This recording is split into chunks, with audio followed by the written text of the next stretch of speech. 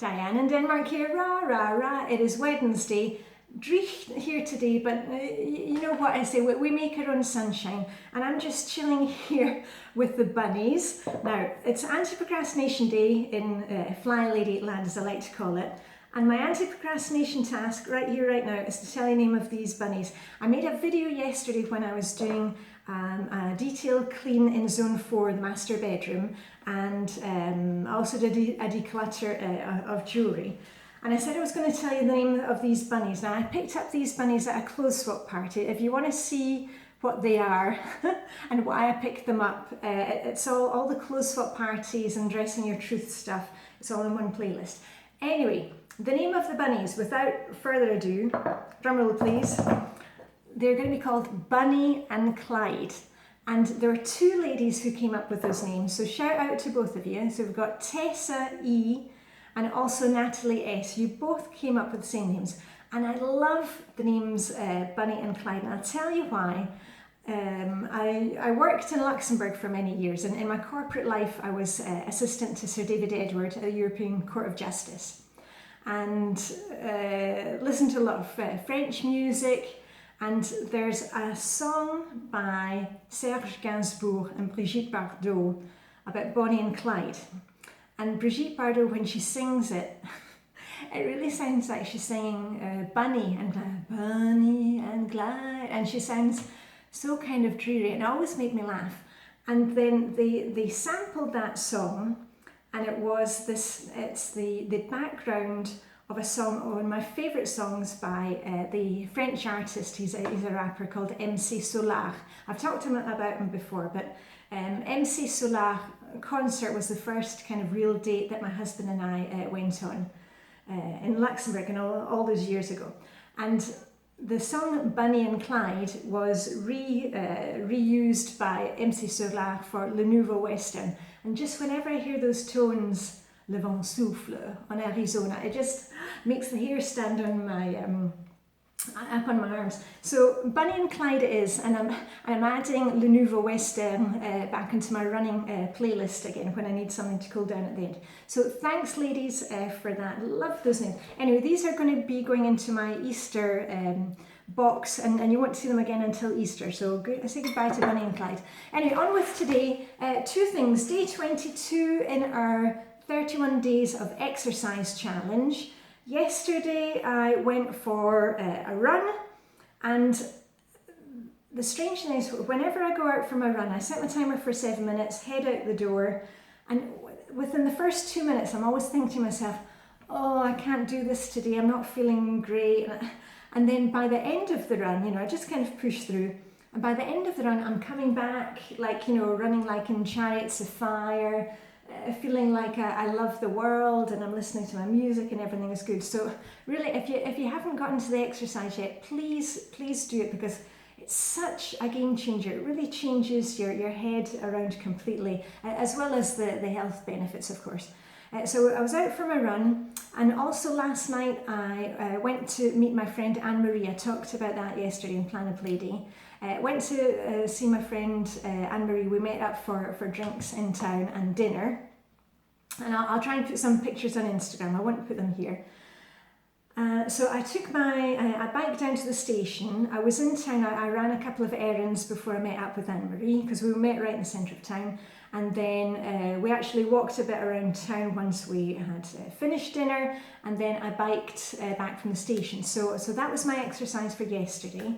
Oh, and in other news, last night I wore another item from the clothes swap party from last week. I had this on with a little white tank top. So that's about to go out into the bike shed to be aired. I don't wash things after every wear. I wear them several times and just air clean in between. So that's going out in a wee minute. What else? Oh yeah, and I keep on forgetting to tell you when I've been down for a skinny dip with Vibeke and Helena, that obviously I've got that bike ride as well. We use our bikes a lot in Denmark. So anyway, that's it for me for day 22 of our challenge. And what I did want to speak to you today about, I'll try and make it, let me see, we're at 5 minutes. I just wanted to give a quick some tips for you, because at this time of year, certainly here in Denmark, May and June, they are really busy months for us. It's the end of the school term, and there are lots of parties going on, graduation parties, confirmation parties, weddings coming up. I'm sure it's the same where you are. And also we may have guests coming to stay. You know, we're coming into vacation season. We're going off on vacation. You might have guests coming to your family. There's a lot going on right now. And often at this time of year, in previous years, I felt like I was just kind of hanging on to the merry-go-round, trying desperately not to fall off it. So I want to give you some tips of how to cope with that. Also, at this time of year, I know a lot of us, you know, are volunteering. You're helping out maybe with, who knows what it is, a scout picnic or end of school party, you know, graduation at kindergarten, all those things. And, you know, we are the types, we like to help everybody and, you know, spread the joy and do all that. But we've got to also have a kind of system for it so that we don't go completely overboard. I've talked about this before. You know, I've volunteered so many times at school, and there I would be making cakes for like 50 kids, and the kitchen here, you know, I'd have 10 different types of icing, and my hair would be, you know, I hadn't even got dressed for the day, and I'm standing there in my pajamas making all these cakes. And you know what, we don't want to go down that road where we've got to have some balance and things. So let's take it from the top. The main thing is to have some rules. I've talked about this many times, that in the old days with Flylady, before we were allowed to kind of go out for the day and do things, I have certain rules. The rules are, for example, I always need to make sure that I've done a load of laundry, at least put the laundry in or hung the laundry up. Laundry's got to be in there somewhere. If I've done a load of laundry, then I'm good to go. The other thing is at least having the dishwasher stacked, you know, the kitchen counter cleared. Because the last thing you want to do is be going out for the day and coming back and finding, you know, there's stuff everywhere. Quick swish and swipe. You get the kids to do that while you're putting on your shoes and getting ready to head out the door. Quick swish and swipe and make your bed. Now, it doesn't sound like much, but it's just so that, oh, and sorry, one other thing, a really important thing, is to know what's for dinner. Now, it doesn't mean that you have to be cooking the dinner, but just have the idea in your head. Are you going to get a takeaway? You know, are you going to get takeout? Have you got some frozen pizzas in the freezer and a bag of ready prepped salad, you know, from the supermarket? Just having an idea of what are you going to be doing for dinner. Because the last thing you want to do is head out for the day, whether it is going out to Disneyland with the kids or going out to volunteer. Just knowing that, it makes it so much easier to go through your day, and then when you come home, you know that it's not going to be a disaster area. So just some small, make up some small rules for yourself. It may be different in your house. Maybe you only do the laundry once a week, or maybe you do the dishes by hand every evening together. Just think about what it is that will trigger you and set that kind of feeling of overwhelm come flooding back. We don't want that. You've really got to stick to your routines. And I like to call it my little rules for when I'm going out for whatever reason. Because I love the Transporter films. Now, there's a character in the Transporter films called Frank. It's played by Jason Statham. And he has his rules.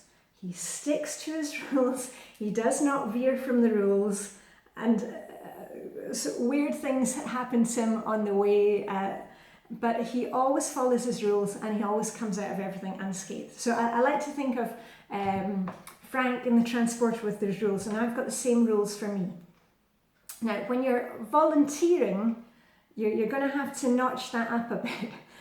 If you're going out to volunteer, helping out with scout party, football practice, end of season, please make sure that you're setting yourself up, because you know you're maybe preparing food for all the other kids and what it is. Perhaps you can pack yourself a lunch, you know, or pack yourself a dinner. You've seen me when I'm going out to, for example, my Swedish language evening class. I often make up myself a packed dinner so I can eat it during the break. Do not leave yourself in that situation where you're helping everybody else and you're standing there and you've had no food or drink all day. Make sure you've got a water bottle, pack a lunch or a dinner, and do it, the night before. When the kids are packing their lunches, pack a lunch for you. Even same goes if you're working at home. Why not pack a lunch for yourself so that when you are working the next day, you can just grab your lunch and eat it. And the other thing at this time of year, with visitors, please don't go overboard with making everything look like some kind of house and garden, from one of those glossy magazines. The family are coming to stay with you because generally speaking it'll be something like, they need a place to sleep because they're going to Granny's 90th birthday and they're going to stay in your house. Just keep it simple. Just make sure that they have a place to sleep and some fresh towels.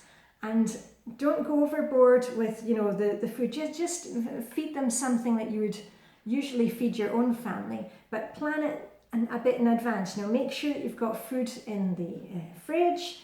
It all comes down to this, just following our normal Flylady routines and the daily focus. You're looking ahead on plan and play day to see what's coming up. Oh, the family are coming. We're going to need more milk, orange juice, coffee, toilet roll. You know what the extra family will need.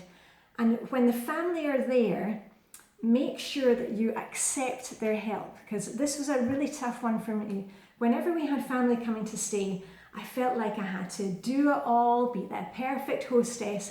And you know what? In ways that can make it feel uncomfortable for them. They want to lend a hand. They don't want to see you running around like a headless chicken. So if they say, can we help with something? Have a few ideas in your head, like, oh yes, could you take Bella the cat? Can you take her for a walk? Can you play with the little kids? Can you vacuum the living room? Just give them a job to do, because that way it takes the pressure off you, and also they'll feel like they're helping. Don't leave them kind of sitting there on the sofa trying to be the perfect guest because they're feeling stressed because you're running around stressed. So just, enjoy their visit and don't go overboard with things. Okay, so you've really got to just have those small daily routines. And when you've got family staying with you, keep to your routines. Putting a load of laundry, they're not going to care if you're sitting there for 5 minutes folding laundry. They can be checking their smartphones or on the computer, whatever it is. Just try and keep up with your routines so that when the family leaves again, you're not with that, you've got 10 baskets of washing and sheets. Let's just keep some balance here. And also, see if you can get 5 or 10 minutes to yourself. If you've got family staying, you can retire to your bedroom, which is hopefully looking quite good. Hopefully you've been working on your bedroom when zone 4 rolls around each time, where you can kind of just shut the door, lie down for 10 minutes, put your sleep mask on, read a glossy magazine, just put your feet up. Just allow yourself to do that, because we need to recharge our batteries, especially when we've got extra people in the house, and especially when there's a lot going on. And as I said, we feel like we have to do everything perfectly. Also, if you are going out to graduation party, a wedding, it doesn't have to be the most perfect gift in the world that you're giving or the most appropriate card. Just, get the card bought, get it written, so you're not doing that mad dash, sitting in the car, wrapping presents and writing cards and, painting your fingernails. Because believe me, been there, done that, and I don't want to go down that road again. And now when we go to some kind of party, and like the day before, I've got the gift ready and I'm cutting a wee flower from the garden just to add onto it. I really feel like a grown-up, and it's such a great feeling. Anyway, I'm not going to keep you back any longer, because I want to try and keep it I try and keep my videos to max 15 minutes, because I want you to get off your bahookie and hopefully be inspired to do something. Hopefully you've been motivated to do something on Anti-Procrastination Day. Anything else? No, I think I got everything. So anyway, please take care of yourselves today. You know, go and get yourself a glass of water right now. Try and do a wee bit of exercise, whatever it is, climbing stairs, walking the dog, going out for a bike ride, going to your Zumba class. I'm going to be, I might go for another run today, especially as I've got some old new music to put on my running playlist. So anyway, and thanks to Tessa and Natalie for the names. Goodbye from the bunnies, and I shall see you tomorrow for Thursday. Yeah, that's it. So anyway, live long and prosper. May the Danish sugar be with you. Hope the sun is shining where you are, and if not, make your own sunshine. Okay, bye for now.